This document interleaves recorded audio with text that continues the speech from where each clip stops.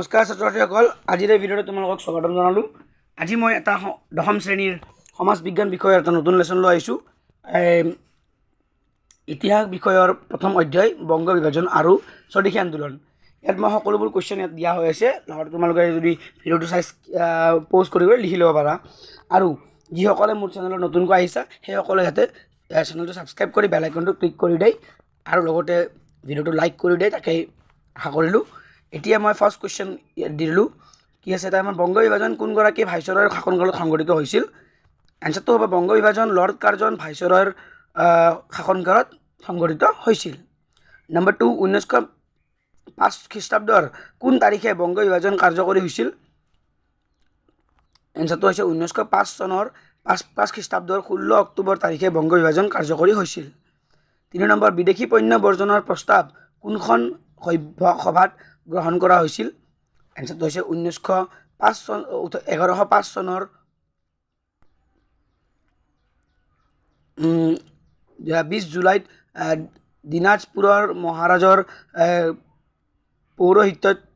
পৌৰোহিত্যত অনুষ্ঠিত এক বিশাল জনসভাত বিদেশী পণ্য বৰ্জনৰ প্ৰস্তাৱ গ্ৰহণ কৰা হৈছিল। 1905 চনৰ হয়। স্বদেশী আন্দোলনৰ সময়ছোৱাত যুগান্তৰ নামৰ সংবাদ পত্ৰখনৰ সম্পাদনা কোনে কৰিছিল? স্বদেশী আন্দোলনৰ সময়ছোৱাত যুগান্তৰ নামৰ সংবাদ পত্ৰখনৰ সম্পাদনা ভূপেন্দ্ৰনাথ দত্তই কৰিছিল। বংগদেশত জাতীয় শিক্ষা পৰিষদ নামৰ অনুষ্ঠানটো কেতিয়া গঠন কৰা হৈছিল? বংগদেশত জাতীয় শিক্ষা পৰিষদ নামৰ অনুষ্ঠানটো 1906 চনৰ 6 খ্ৰীষ্টাব্দৰ 11 মাৰ্চ তাৰিখে গঠন কৰা হৈছিল। বেংগল কেমিকেল নামৰ উদ্যোগ প্ৰতিষ্ঠানটোৰ প্ৰধান উদ্যোক্তা কোন আছিল? বেংগল কেমিকেল নামৰ উদ্যোগ প্ৰতিষ্ঠানটোৰ প্ৰধান উদ্যোক্তা আছিল আচাৰ্য প্ৰফুল্ল চন্দ্ৰ ৰায়। বহুতেই ইম্পৰ্টেণ্ট হয়, এই কুৱেশ্যনটো বহুতবাৰ আহি গৈছে মেট্ৰিক পৰীক্ষাত। নেক্সট আছে আমাৰ কাৰ পৌৰোহিত্যত অনুষ্ঠিত জাতীয় কংগ্ৰেছৰ অধিৱেশনে ভাৰতীয়ৰ বাবে স্বৰাজ বিচাৰি প্ৰস্তাৱ গ্ৰহণ কৰিছিল? দাদাভাই নৌৰোজীৰ পৌৰোহিত্যত 1906 চনত কলিকতাত অনুষ্ঠিত জাতীয় কংগ্ৰেছৰ বাৰ্ষিক অধিৱেশনত স্বৰাজ বিচাৰি প্ৰস্তাৱ গ্ৰহণ কৰিছিল। 9 নম্বৰ কুৱেশ্যনটো হৈছে বংগদেশৰ একত্ৰীকৰণ কেতিয়া হৈছিল? বহুত ইম্পৰ্টেণ্ট হয় এইটো কুৱেশ্যন। বংগদেশৰ একত্ৰীকৰণ 1911 খ্ৰীষ্টাব্দৰ 2 ডিচেম্বৰ তাৰিখে হৈছিল। এইকেইটা আছিল আমাৰ অতি চমু উত্তৰ দিয়া। এতিয়া আমি অলপ লং কুৱেশ্যনলৈ যাম। ফাৰ্ষ্ট কুৱেশ্যনত আছে আমাৰ বংগ বিভাজনে সৃষ্টি কৰা পূৰ্ববংগ আৰু অসম নামৰ প্ৰদেশখনৰ সৈতে সংলগ্ন হোৱা বংগদেশৰ প্ৰধান 3টা ভৌগোলিক সংমণ্ডল উল্লেখ কৰা। উত্তৰটো হ'ব বংগদেশত দ্ৰুতভাৱে উন্মেষ হোৱা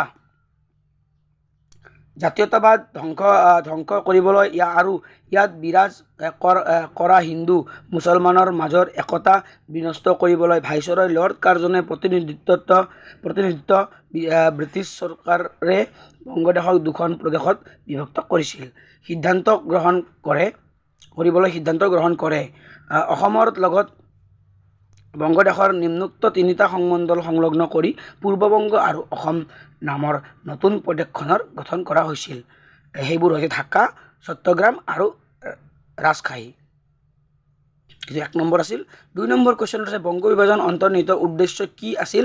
চমুকৈ লিখা। বহুতেই ইম্পৰ্টেণ্ট হয়, বহুতেই ইম্পৰ্টেণ্ট হয়।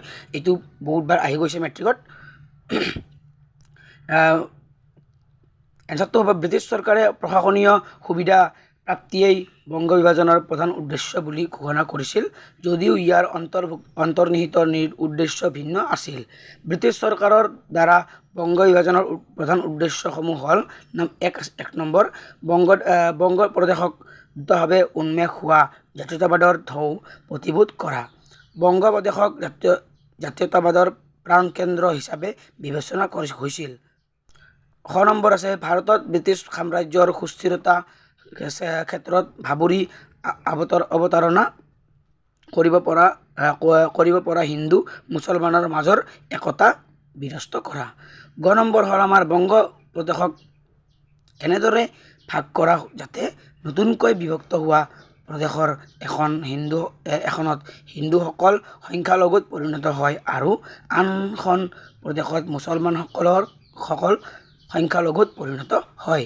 এই পদক্ষেপে দুয়োটা গোটে সংঘবদ্ধভাৱে চৰকাৰৰ বিৰুদ্ধে যুদ্ধত অৱতীৰ্ণ হোৱাৰ সম্ভাৱনা নাইকিয়া কৰিব।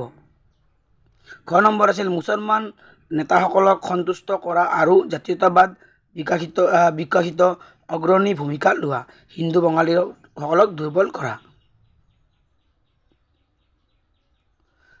১ নম্বৰ আছিল কংগ্ৰেছ দলৰ ব্ৰিটিছ বিৰোধী চৰমপন্থীসকলক নিয়ন্ত্ৰণ কৰা। এইটো আছিল আমাৰ ২ নম্বৰ উত্তৰটো। এতিয়া ৩ নম্বৰ প্ৰশ্ন আছে আমাৰ বংগ বিভাজনৰ বিৰোধী আন্দোলনে স্বদেশী আন্দোলন নাম কিয় পাইছিল? চমুকৈ লিখা, এইটো বহুত ইম্পৰ্টেণ্ট হয় তোমাৰ, ইয়াত ইম্পৰ্টেণ্টকেইটা দিয়া হৈছে ইয়াতে। ১৯০০ এনচাৰটো চাবা তুমি। ১৯০৩ খ্ৰীষ্টাব্দৰ ৬ ডিচেম্বৰত ব্ৰিটিছ কৰ্তৃপক্ষই বংগ বিভাজনৰ প্ৰস্তাৱ উত্থাপন কৰে। অতি সোনকালে সুৰেন্দ্ৰনাথ বেনাৰ্জী, বিপিন চন্দ্ৰ পাল, অৰবিন্দ ঘোষ, ৰবীন্দ্ৰনাথ ঠাকুৰ, ৰাসবিহাৰী বসু আদি নেতাসকলে বংগ প্ৰদেশত তীব্ৰভাৱে বংগ বিভাজন বিৰোধী আন্দোলন গঢ়ি তোলে। তেওঁলোকে অনুভৱ কৰিছিল যে প্ৰদেশখনত বিৰাজ কৰা হিন্দু মুছলমানৰ একতা বিনষ্ট কৰিবলৈহে এই প্ৰয়াস কৰা হৈছিল।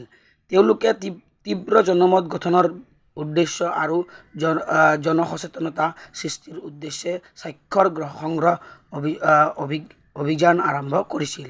তেওঁলোকে ভাৰত সচিবৰ ওচৰত ৭০,০০০ স্বাক্ষৰ থকা প্ৰতিবাদ পত্ৰ অৰ্পণ কৰিছিল যদিও ব্ৰিটিছ চৰকাৰে আকুৰগোজ হৈ থাকিল। জনসাধাৰণে ব্ৰিটিছ চৰকাৰৰ এই পৰিকল্পনাৰ বিৰুদ্ধে প্ৰবল প্ৰতিবাদী কাৰ্যসূচী আৰু বিক্ষোভ গঢ়ি তুলিছিল। ব্ৰিটিছ চৰকাৰৰ এই পদক্ষেপৰ বিৰুদ্ধে বংগদেশত তীব্ৰ জনসংগ্ৰামৰ অৱতাৰণা হয়। জাতি বৰ্ণ নিৰ্বিশেষে সকলো লোকে এই আন্দোলনত যোগদান কৰে। জাতীয় কংগ্ৰেছ নেতাসকলে এই নতুন গণ আন্দোলনৰ বৃহৎ সম্ভাৱনা উপলব্ধি কৰি ইয়াক জাতীয় আন্দোলনত ৰূপান্তৰ কৰিবলৈ সিদ্ধান্ত গ্ৰহণ কৰে। ১৯০৫ চনৰ ডিচেম্বৰত বানাৰসীত অনুষ্ঠিত অধিৱেশনত তেওঁলোকে বিভাজন বিষয়টোৰ ঊৰ্ধলৈ গতি কৰিবলৈ সিদ্ধান্ত গ্ৰহণ কৰে।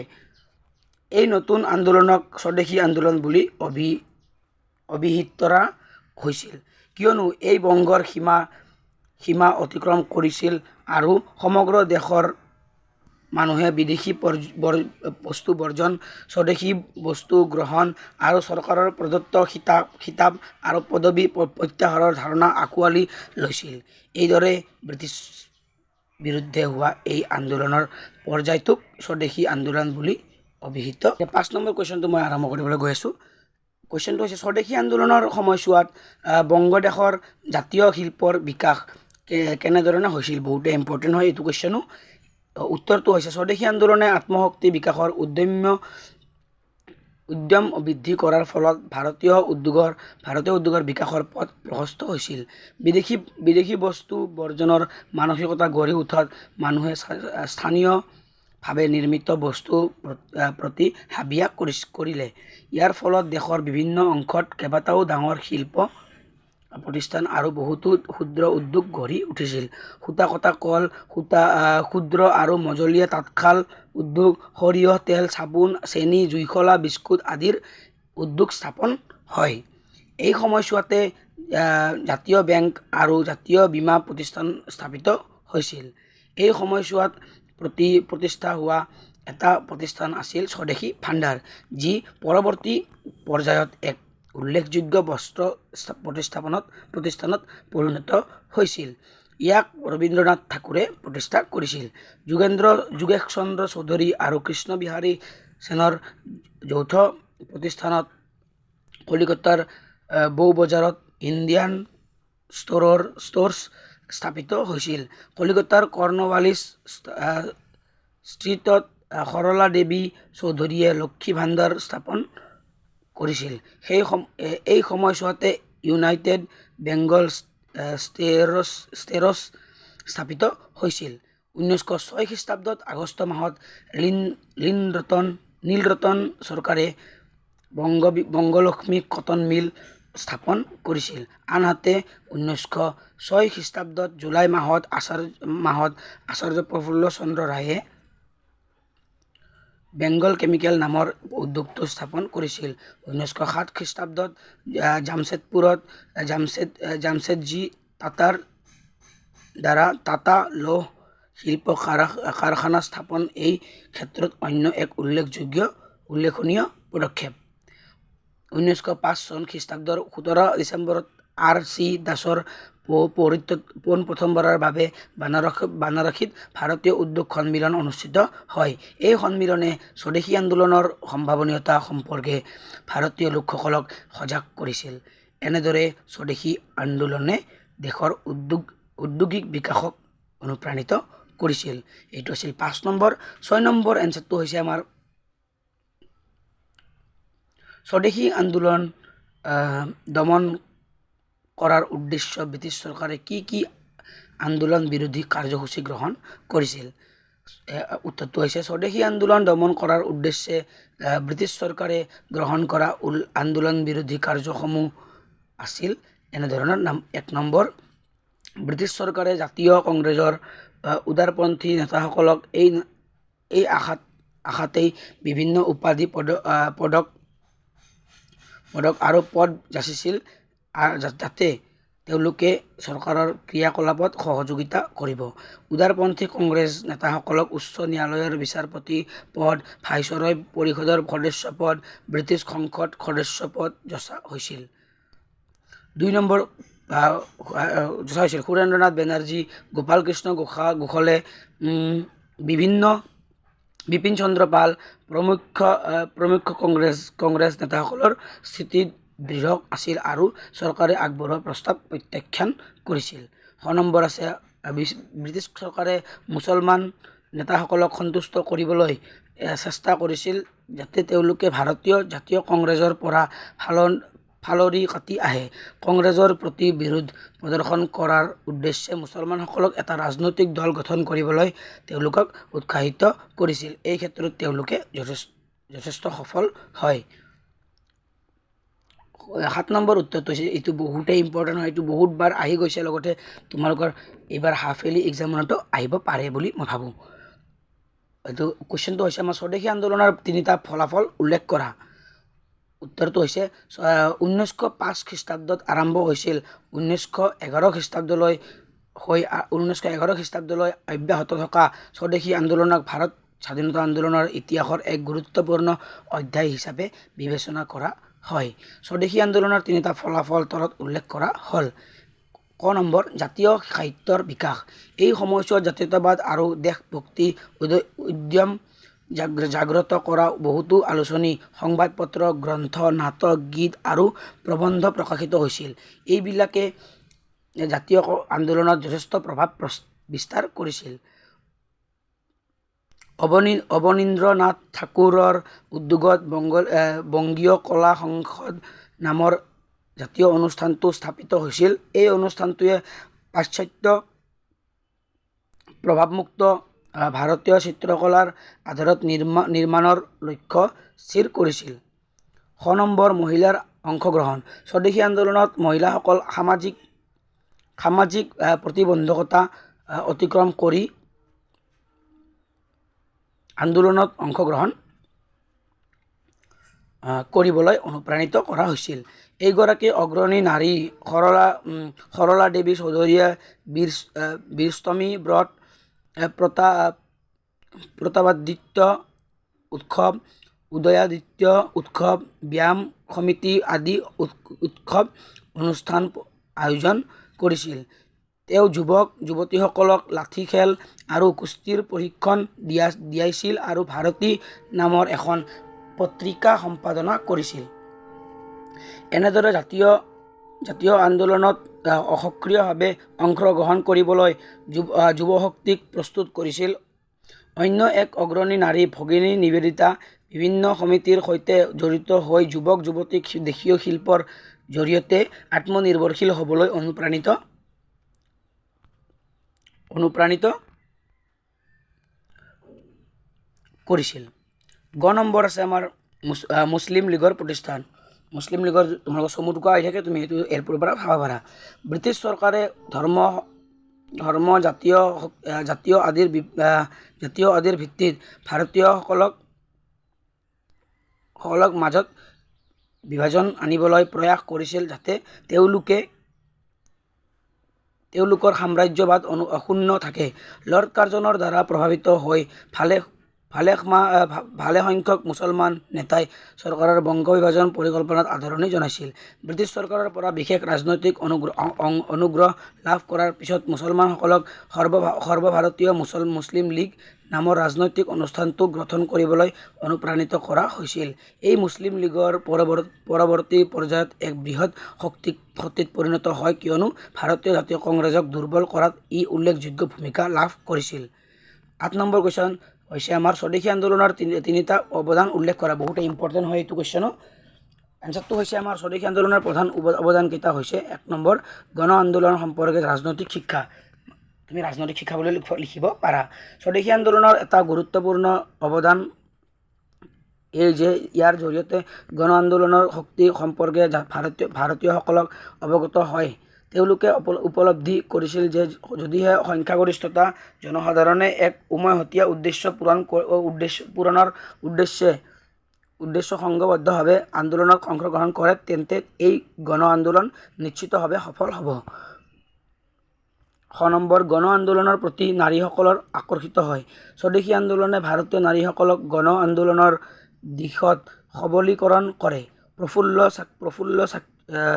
চাকিক ফাঁচি দিয়া দিনটো বংগদেশৰ প্ৰতিটো পৰিয়ালে উপবাস কৰিছিল। তদুপৰি যুগান্তৰ পত্ৰিকাৰ সম্পাদক ভূপেন্দ্ৰনাথ দত্তক পুলিচে কঠোৰ শাস্তি বিহাৰ পৰিপ্ৰেক্ষিতত তেওঁৰ মাতৃ ভুৱনেশ্বৰী দেৱীয়ে সকলো নাৰীক আন্দোলনত অংশগ্ৰহণ কৰিবলৈ আহ্বান জনাইছিল। 9 নম্বৰ হৈছে স্বৰাজ দাবী উত্থাপনৰ বাবে জাগ্ৰত কৰে। স্বদেশী আন্দোলনে স্বৰাজ প্ৰতি আসক্তিক জাগ্ৰত কৰে। এই আন্দোলনৰ সময়ছোৱাত ভাৰতীয়সকলে পোনপ্ৰথমবাৰৰ বাবে ব্ৰিটিছ চৰকাৰৰ পৰা স্বৰাজ বা স্বায়ত্তশাসন দাবী কৰিছিল। দাদাভাই নৌৰোজীৰ পৌৰোহিত্যত কলিকতাত অনুষ্ঠিত জাতীয় কংগ্ৰেছৰ অধিৱেশনত এই দাবী উত্থাপন কৰা হৈছিল। ইয়ালৈ আহিছিল আমাৰ গোটেইখিনি কুৱেশ্যন এনচাৰ। এতিয়া আমি যাম চমু টুকুৰাটো তোমালোকক মই ইয়াতে দি দিছোঁ, তোমালোকে ভালদৰে লিখি ল'বা।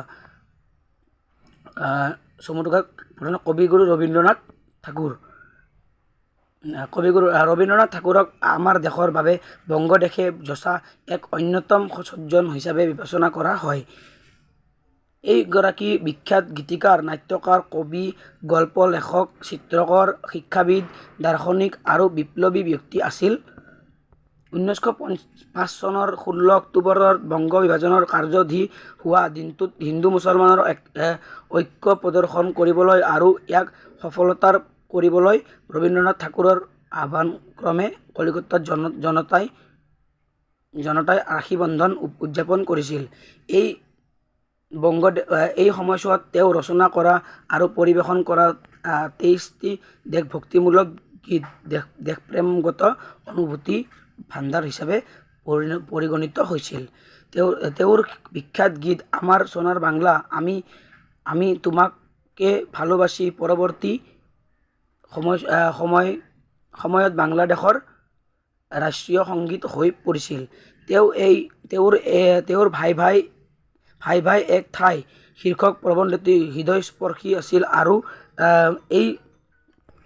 এই স্বদেশী আন্দোলনত অংশগ্ৰহণৰ উদ্যম বৃদ্ধি কৰিছিল। তেওঁ স্থাপন কৰা স্বদেশী ভাণ্ডাৰ কালক্ৰমত কলিকতাৰ এখন উল্লেখযোগ্য বস্ত্ৰ স্থাপন পৰিণত হয়। তাৰপিছত আছে আমাৰ মাৰ্ঘেৰিটা, এইটো মই দেখাই দিছোঁ, তোমালোকে লিখি ল'বা। তাৰপিছত আছে আমাৰ নবাব সলিমুল্লাহ।